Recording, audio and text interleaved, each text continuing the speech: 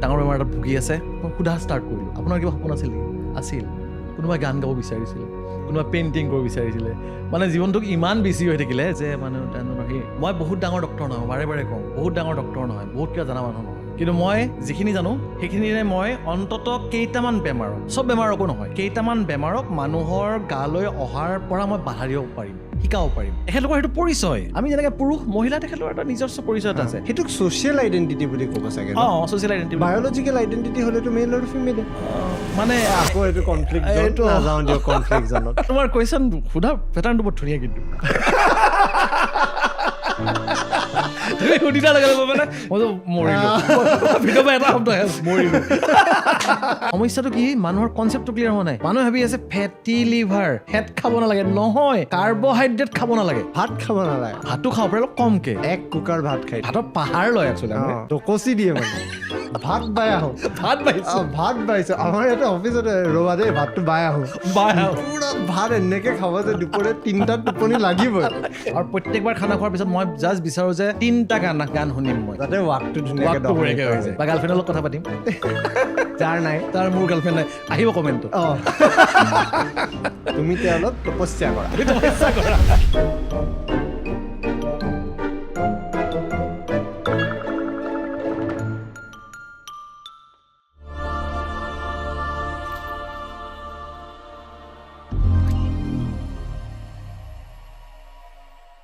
গৰম কেনেকুৱা পাইছে?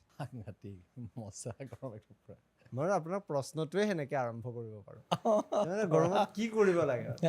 এতিয়াতো মানে এচিডকে ঠাণ্ডা বস্তু এটা বিচাৰি আছো। ৰেকৰ্ড কৰোঁ? নাই নাহে ন? কিবা লাভ হ'ল মাইক কেইটা। এইটো পৰি আছে, নামি গ'ল। এইটো টাইট কৰি এইটো পুৰা।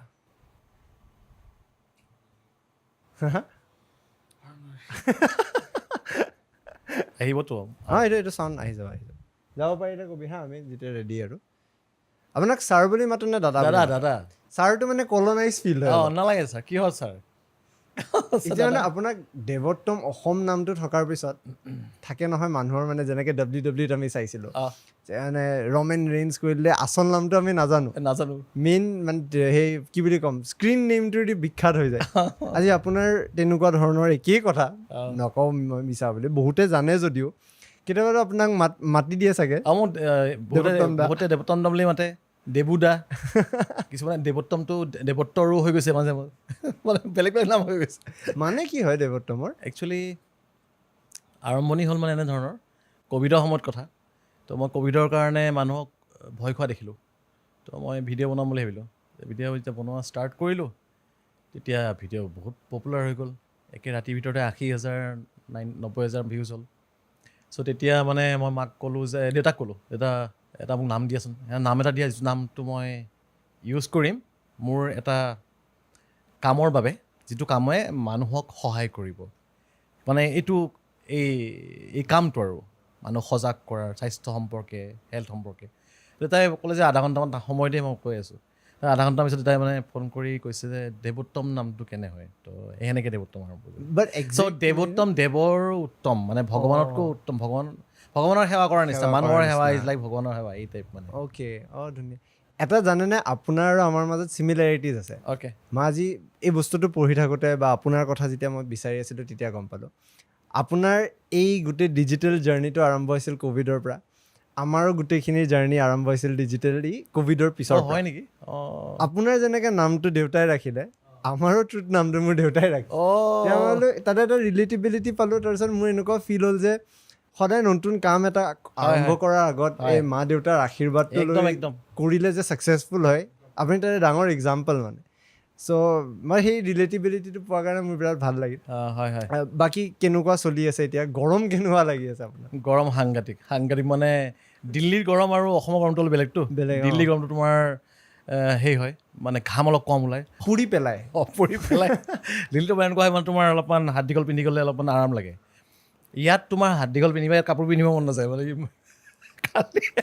কালি মোৰ কি হ'ল, সন্ধিয়া সময়ত মই ছুপাৰ মাৰ্কেটৰ পৰা খানাপাৰালৈ খোজকাঢ়িলোঁ।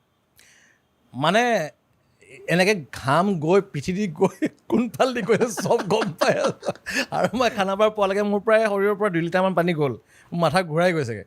তাত গৈ মই সেই নাৰিকল পানী ডাব খালোঁ 3টা খালোঁ মানে এনেকুৱা এটা ইয়াত মানে সাংঘাতিক ডিহাইড্ৰেশ্যন হয় গৰম এইটো মানে আজি এই গোটেই প্ৰগ্ৰামটো প্ৰিপেয়াৰ হোৱাৰ আগত আমাৰ মানে এখন ৰুটিন থাকে তো ৰুটিনটো হয় যে মই 1 ঘণ্টা এটা নিজৰ কাৰণে উলিয়াই মই বাথৰুমত বহি পালে মই অলপ টাইম ৰিলেক্স কৰোঁ গা চা ধুই তাৰপিছত মই শ্ব'টোত বহা আৰম্ভ কৰোঁ আজি মই 1 ঘণ্টাও বহিব নোৱাৰিলোঁ গৰমৰ কাৰণে এনেকুৱা চফকেটিং লাগিছে একদম ফাৰ্ষ্ট কুৱেশ্যন এনেকুৱা গৰমৰ লগত ডিল কৰিবলৈ আজিৰ তাৰিখত এচিৰো শক্তি কমি গৈছে তেনেকুৱা সময়ত আমাৰ ৰিলায়েবল চ'ৰ্চ এটা হৈ যায় যে কোকোকোলা খাই দিওঁ আৰু ঠাণ্ডা লগাই দিওঁ যিটো মই জানো একদমেই হেল্থৰ কাৰণে বেয়া so' what is the immediate remedy বা যদি আমি কওঁ গৰমক ডিল কৰা একদম ফাৰ্ষ্ট ৱেটো কি হ'ব পাৰে চিম্পল হাইড্ৰেশ্যন পানী খাই থাকা পানী আৰু বেলেগ কথা একো নাই মানে গৰমটোতো এটা প্ৰাকৃতিক বস্তু ৰাইট প্ৰাকৃতিক বস্তুৰ লগত শৰীৰটো এডজাষ্ট কৰিবৰ কাৰণে শৰীৰে কি কৰে বডিটো যাতে ডেমেজ নহয় তাৰ কাৰণে শৰীৰে ঘামটো উলিয়াই থাকে ঘামটো যিমানে উলিয়াই থাকিব শৰীৰৰ পৰা পানী লছ হৈ গৈ থাকিব আৰু যিমানে পানী লছ হৈ গৈ থাকিব সিমানে চেলবিলাক ইঞ্জুৰি হোৱাৰ চান্স থাকে সেইকাৰণে আমাৰ মেইন কামটো হৈছে পানী হাইড্ৰেশ্যন মেইনটেইন কৰা এতিয়া পানী হ'ল এইটো নৰ্মেল ৱাটাৰ হওক কক'নাট ৱাটাৰ হওক বা নাৰিকল পানী বা নেমু পানী খাওক কিন্তু কি হয় তুমি যদি কোকাকোলা খাই দিয়া বা এনেধৰণৰ যদি কিবা এটা খাই দিয়া মানে ক'ল্ড ড্ৰিংকছ টাইপৰ এইবোৰ বস্তুৱে আল্টিমেটলি তোমাৰ গৈ পিনে ডিহাইড্ৰেশ্যন বেছিহে কৰে যদি কোক খাওঁ মানে মই এটা স্পেচিফিক এটা মই সেই নাম কোৱা নাই চব এনিথিং মানে তুমি এনি কাৰ্বনেটেড তুমি যদি খোৱা সেইখিনি হাইড্ৰেশ্যনটো তোমাৰ সেইখিনি সময়ত তোমাৰ ডিহাইড্ৰেশ্যন বেছিহে হ'ব শৰীৰৰ পানী বেছিহে ওলাই যাব এইটো কথা গম পোৱা নাছিলোঁ ডিহাইড্ৰেশ্যন এইবিলাকে ডিহাইড্ৰেশ্যন কৰেহে চ' এই বস্তুবিলাক যে আজিৰ তাৰিখত আমি এটা এনেকুৱা চ'ৰ্চ লৈ লওঁ যে ইমিডিয়েটলি আমি ৰিলিফ এটা পাই আছোঁ বাট প্ৰলং ৱেত যদি চাওঁ এইটোৱে আমাক একচুৱেলি এফেক্টহে কৰি আছে বহুত এফেক্ট কৰে তোমাৰ এতিয়া যিকোনো ধৰণৰ এনেধৰণৰ ক'ল্ড ড্ৰিংকছবিলাক মেক্সিমাম ক'ল্ড ড্ৰিংকছত তোমাৰ বহুত বেছি চুগাৰ থাকে বহুত বেছি চুগাৰ আৰু এনেকুৱা কেমিকেল থাকে যিবোৰ কেমিকেল তোমাৰ চাবাচোন যিবোৰ মানুহে ডেইলি কোকাকোলা খায় আল্টিমেটলি পিছত গৈ দাঁতবিলাক নষ্ট হৈ যায় সেইটো স্পষ্ট আৰু দেখ বাকী নেদেখাকৈ হাড়বোৰ নষ্ট হৈ থাকে আৰু আজিকালি যিমানবোৰ এই ফেটি লিভাৰ এই পলিচিষ্টিক অভেৰিয়ান ডিজিজ এই হাৰ্ট এটেক হৈ গ'ল মানুহৰ ডায়েবেটিছ এই সকলোবোৰ কাৰণ মানে এইবোৰৰ লগতে জড়িত আল্টিমেটলি যদি মানে মই কোৱা নাই যে কোকাকোলা বা এনেধৰণৰ নোখোৱা মানুহৰ নহয় হয় আল্টিমেটলি তুমি যদি এক্সট্ৰা কেলৰি এটা লৈছা তাৰমানে তুমি বেমাৰ লৈছা আৰু নিজে মাতি লৈছা ফেটি লিভাৰ বস্তুটো ইমান শুনি থাকোঁ আৰু সাধাৰণতে ফেটি লিভাৰ কৰিলে এনেকুৱা এটা ধাৰণা হৈ যায় যে মদ খাই কাৰণে ফেটি লিভাৰ হয় বাট যদি এই কনচেপ্টটো বুজোঁ কাৰণ মই আজি কুৱেশ্যন দিছিলোঁ ইউটিউবত যে আপুনি আহি আছে আপোনাৰ কাৰণে কি প্ৰশ্ন হ'ব পাৰে মেজৰিটি কুৱেশ্যন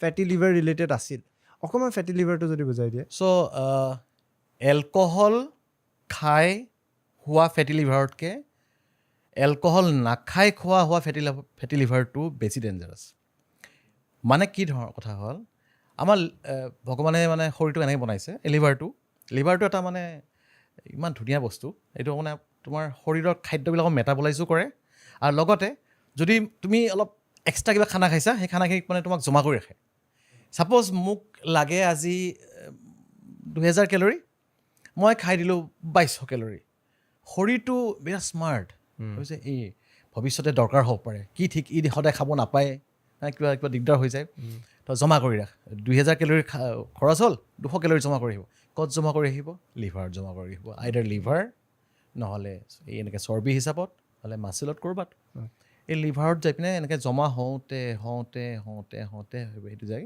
ফেটি লিভাৰ হৈ যায় আৰু ফেটি লিভাৰটো বেছি হওঁতে সেইটো ফাইব্ৰচিছ হৈ যায় ফাইব্ৰচিছ হ'লে সেইটো কোৱা আমি চিৰচিছ অফ লিভাৰ চিৰচিছ তো এলকহল খালে লিভাৰ চিৰচিছ হয় বেছিকৈ খালে কিন্তু এলকহল নোখোৱা মানুহৰো লিভাৰ চিৰচিছ হয় যদিহে মানুহজনৰ ফেটি লিভাৰ হৈ থাকে আৰু মানুহজনে যদি